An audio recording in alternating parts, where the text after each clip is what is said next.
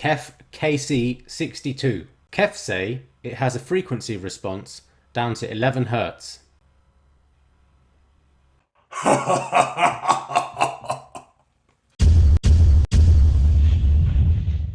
Hi guys, you've arrived at Man Discovers Tech.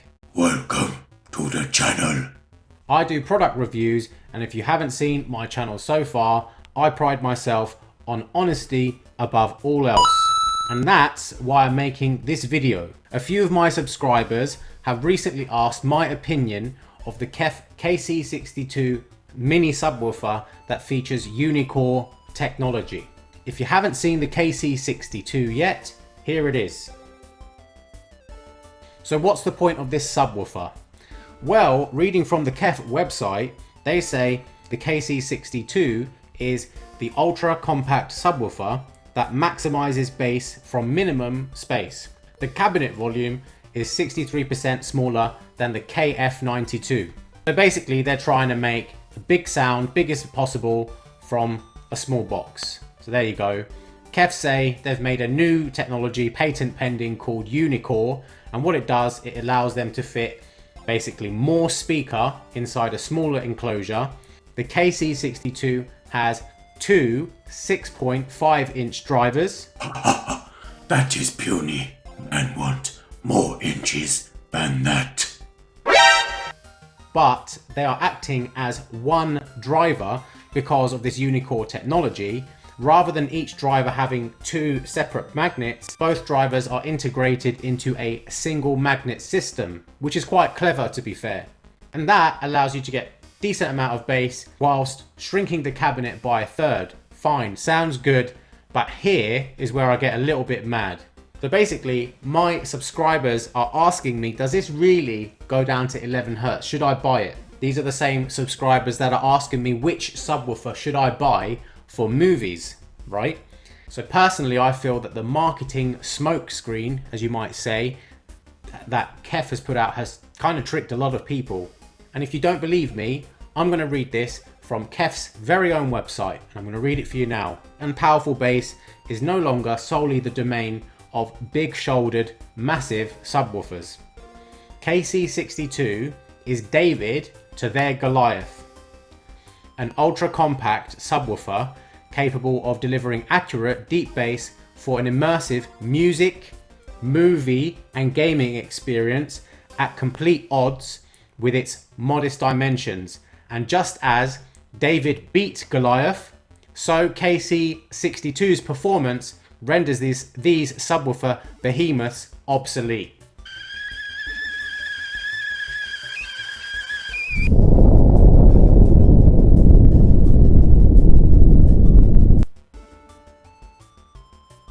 What is that all about? Seriously, that tells me, if I'm reading that, that says to me that this subwoofer is David to Goliath. David beat Goliath in the Bible. Not that I'm a biblical person or anything. I'm not a religious person, but even I know David beat Goliath in the Bible. So the KC62, they're saying, with that, I'm not making it up, I'm reading it from their website. The KC62, the KC62's performance renders these subwoofer behemoths obsolete. Another thing they say is it has 5 presets, right? And they say it has the same performance everywhere, right? KC62 slips effortlessly into any environment or listening room with the 5 preset room placement equalization feature, ensuring the same performance no matter where you decide to place it. In free space next to the wall, in a corner, nestled within a cabinet, or using the dedicated apartment mode. Another thing they say, the P-Flex driver surround has a unique pleated design inspired by origami. The Japanese art of paper folding, engineered to better resist the acoustic pressure in the cabinet to allow the driver to move more precisely. Compared to traditional surround designs, the result is deeper bass extension and a more accurate and detailed bass reproduction. What does that even mean? Like, seriously guys, what does that even mean? This is just more examples of pulling the wool over people's eyes. You know, what is the thing about the origami? Inspired by origami, seriously. You know, it sounds cool, but there's no substance to it. Honestly, it feels like you don't get any solid data out of them. Anyway, to answer you guys' question, right, people who I'm making this video for, you've asked me, does this subwoofer go down to 11 Hertz? So let's get this straight then. What is 11 Hertz? 11 Hertz, it's a note, okay? It's a frequency. Just like any instrument has a frequency, I'm speaking to you now, frequency, okay? It's a very low frequency. It's defined as infrasound. It's below what the human ear can even hear. So it's kind of a pointless frequency in all honesty. But that sounds good, right? This thing can play lower than what we're even able to hear. Right, does that mean anything? No, it doesn't. It's a bit of marketing, and I'm going to tell you why. You see, I'm going to sing to you now. La, la, la. La, la, la, la. As you can see, my voice box is rolling off. Right? It's rolling off. The deeper I go when I sing, I know it's not very good, but the harder it is for my voice box to output those lower frequencies, okay? I can't output those lower frequencies with a lot of volume. And it's the same thing with the subwoofer. The lower you go, the more power you need, or bigger enclosure, bigger driver. You need these things to be able to output those lower frequencies with volume. Okay, that's what we need. Now, THX set their in-room reference sound pressure levels, okay? We're going to measure it in decibels. Their reference is 85 decibels, okay? And that's the average in room. They also say all speakers within the system should be able to play peaks at least 20 decibels higher than that 85, right? And why do we need peaks? Because when you listen to a piece of music, when you listen to movies, you're not listening at one volume. There's peaks and troughs in there in terms of the volume, and this is what gives us dynamic range. If you have no dynamic range, it sounds rubbish. Movies sound rubbish, music sounds rubbish, everything sounds rubbish. You need very loud, very quiet, very loud, very quiet. That's what you're going to get in movies, okay? If you want a subwoofer to play music, and especially movies, with authority, you're going to need a big box, big cone, quality driver, quality amplification. These are the broadly accepted foundations. You can't really overcome that. I don't believe you can overcome that. Now, Kef say that this thing goes down to 11 Hertz, but they're not telling us at what volume, right? At what volume does this subwoofer output that 11 Hertz or even 20 Hertz, let's say. I can't find anything that they've made that tells us about the volume, right? The frequency response with an actual volume that tells us exactly how this thing works. It says, I think on their website, it says 105 decibels is the maximum volume, right, that the subwoofer can output. But at what frequency? Maybe it does this at 100 Hertz or 80 Hertz. That's not really that low. What about sub-bass frequencies, 20 Hertz, 30 Hertz? What can it really output those frequencies at? Tell us how many decibels. They won't tell us because it's not going to be very good. Otherwise you would, wouldn't you? You would. Simple as that. Now, you guys might be thinking, how can you make a review of the KC62 if you haven't even heard it? Now, I'm going to give you 3 reasons why I can do that. First of all, it's not really a review. It's just some friendly advice, because people ask me, my subscribers ask me, you know, what do you think of this subwoofer? Give me advice. Right, this is the advice that I'm giving to you, and it's acquired from my 15 plus years of knowledge and spending money and being an idiot for 15 years or more, right? Kef have not published any data, any real data. If you look at their website, right, have a look for, like I said earlier on, frequency response with a decibel level. Have a look. Look at Kef's white paper PDF document and you'll see it's a bit cloak and dagger. Again, there's not really concrete data there for us to see, is this subwoofer good for me? It's kind of like, all the figures look good, but there's certain things that have been concealed. The other reason why I think I can give you this advice without even seeing this subwoofer is because I've been looking on the forums. This guy from AVS Forum, he asked Kef for more specifics about the frequency extension of the Kef KC62.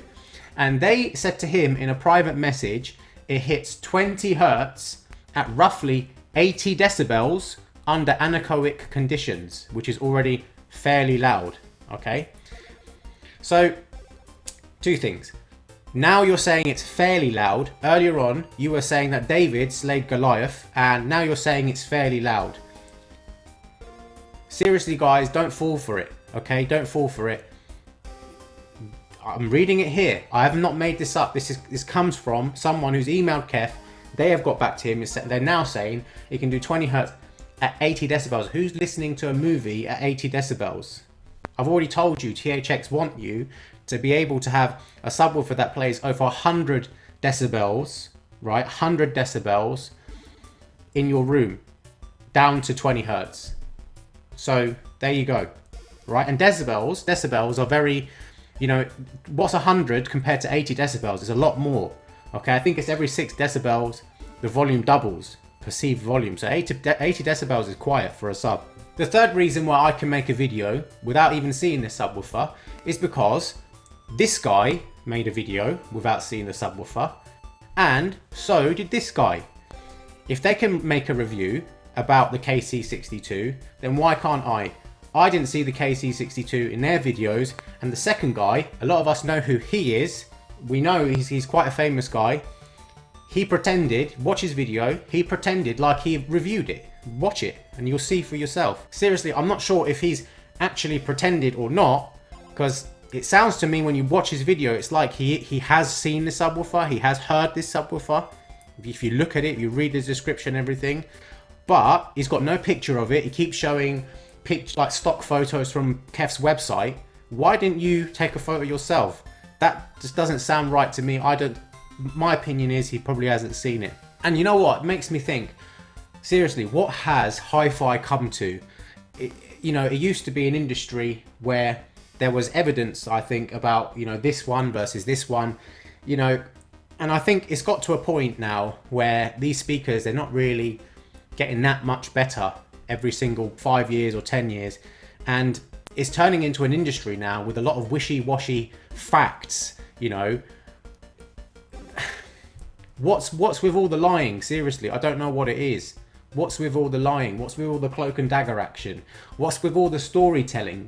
What's with all the storytelling? I understand you want to sell more units, you want to create value, but it's just got out of control, honestly. Is it hi-fi or lie-fi? One thing I can tell you, guys, if you subscribe to this channel, I'm always going to give you my honest opinion about the products I review here. I don't care if people send me free stuff. I don't care if companies want me to review their stuff. If you expect me to lie for you, don't send me your products. I'd rather buy it myself and say what I want to say about it, okay? So that's just one thing about me. Let's also look at some comments from the forums about this subwoofer. 80 decibels at 20 hertz is lower output than every single subwoofer listed on database.com. The $120 Dayton Sub 1000 will do 80 decibels at 20 hertz. Dayton better raise their prices. Pretty impressive for a shoebox size subwoofer. Heard they go down to 11 hertz at -3 dB with 75% less total harmonic distortion. Sure at 40 decibels. Sure at 40 decibels in a space vacuum. Is that a typo or magic? Goes down to 11 hertz. Kef are a bunch of jokesters with that 11 hertz spec. Not sure why Kef would resort to those Alibaba specs. It's not like they need to compete with Kinta or other very optimistic companies on wish.com. Yes, when I spec'd out my wife, I made sure she was compatible with large subwoofers. That probably explains why we've been together for almost 3 decades. We know what her name is, and it is inappropriate and frankly sexist to speak in those terms. I'm not having it in this chamber. That is the end of the matter. So, is it good value for money? Now, it depends what you're looking for. Can a normal subwoofer not fit in your room? If the answer is no, it can't, then yes, the KC62 is probably a good option, if not one of the best options for you. But you can also get a Sunfire subwoofer if you want good performance in a small box. They've been making small subwoofers for very long time, probably longer than Kef, So I'm sure they know what they're doing as well. Do you have a medium to large size room and you want a decent performance for music and especially movies? In this case, I think the KC62 is not for you. I don't think it's very good value. It costs 1,400 quid, for £1,400. Don't know what it is in the US exactly. You can buy the SVS SB3000, which is a 13.5, 14-inch sealed subwoofer. I believe it has 700 or 800 watts, Class D, bigger box. Okay, that's about 1,200 quid, 1,300 quid in the UK, so cheaper than the Kef, and it's also much cheaper in the USA because that's, I believe, where they're made. That I would prefer over this Kef. In the USA, you have, you lucky guys, you have the Dr. Shoe subwoofers. People call it HSU. Those subwoofers will be way better, I'm 100% sure, because they receive nothing but good reviews from people who are home theatre enthusiasts and hi-fi enthusiasts. In the UK and Europe, if you want a very good value direct to manufacturer subwoofer which will beat this Kef, check out XTZ. Have a look at their 12-17 edge range, 700 watts, bigger box, 12-inch, ported. For me, that's more of a real subwoofer for movies, and it's a lot cheaper than this Kef as well. But will the Kef be better for music? Now, the reason why people ask this question is because music, you don't tend to listen to it as at higher volume like you do with movies. And yes, there is lower demand from a subwoofer for music, but not all music. For example, music with heavy bass lines, hip-hop music, for example, and also even acoustic music like church organs, for example. The lowest note on a church pipe organ is apparently 16 hertz. So some music is still very demanding from a subwoofer. But yeah, I guess if we're going to compare music to movies, I would imagine the KC62 will be better for music than it is for movies. I wouldn't consider it for movies at all unless you're completely desperate or you don't want to buy something from the likes of Bose or something Sonos or something like that. So guys, I don't like making reviews where I rant. Honestly, I don't. It makes me feel negative. I like to give honest reviews, and sometimes it includes negative feedback. But at the same time, that's kind of why I run the channel. I don't run the channel to expose companies. I'm not one of those people like an anarchist or something. I'm trying to bring down the corporations or whatever. No, it's not about that. It's about, I just want to tell the truth. I want to tell people what I think. What is the point of me making a channel and just lying and lying and lying and just saying not saying what I really think? To me, that takes the fun and enjoyment out of doing this. I'd rather not. So yeah, my final words about Kef as a company, because a lot of you are probably thinking this guy just doesn't like Kef. That's not true. Traditionally, I've really liked Kef products. My second set of speakers and my third set of speakers, this is when I was like in the early days, right? Sorry. And my second set of speakers was Kef IQ7s, and my third set of speakers was IQ5s. And the reason for that was I made the traditional mistake of overbuying the bigger floor stander for the space that I was in, and I needed the IQ5s. And this was back in 2007, 2008 sort of time. And at that time, I was very much in love with the brand. I thought they made excellent product. But over the years, I felt a little bit more detached. It is true, I felt a little bit more detached from Kef as a brand. And the reason for that is I feel they're moving into another space that I don't really like. Consider the products like the Kef R series, the LS50s, which are decent speakers, but just look at the styling for a start. It makes me think, are they making these products to appeal to audiophiles, or are they making them to appeal to your home decor? Secondly, look at the products like the KC62, which we're talking about now. Have a look at the MU3 or the Mu3, whatever they're called. They're the in-earbuds. Are they making these earbuds and this subwoofer, are they making it to compete with the audiophile brands, or are they making them to compete with the likes of Bose and Sonos? Who are they competing with here? Honestly, I don't know, but as somebody who's very much into hi-fi, very much into home cinema, this brand is becoming less appealing to me over time. That's all I'm saying. How about we discuss it? What do you think of Kef as a brand and where they are going? Do you agree that they're slightly less of an audiophile brand now than what they used to be from decades ago? Or do you disagree and you think they're actually going the opposite? They're becoming more of an audiophile brand? Leave your comments down below. Let me know. I want to discuss this with you guys. Right, that's enough for today. Hope this review / information / advice was useful to you. I'll see you next time. If you haven't subscribed, subscribe. Join my tribe or I smash you.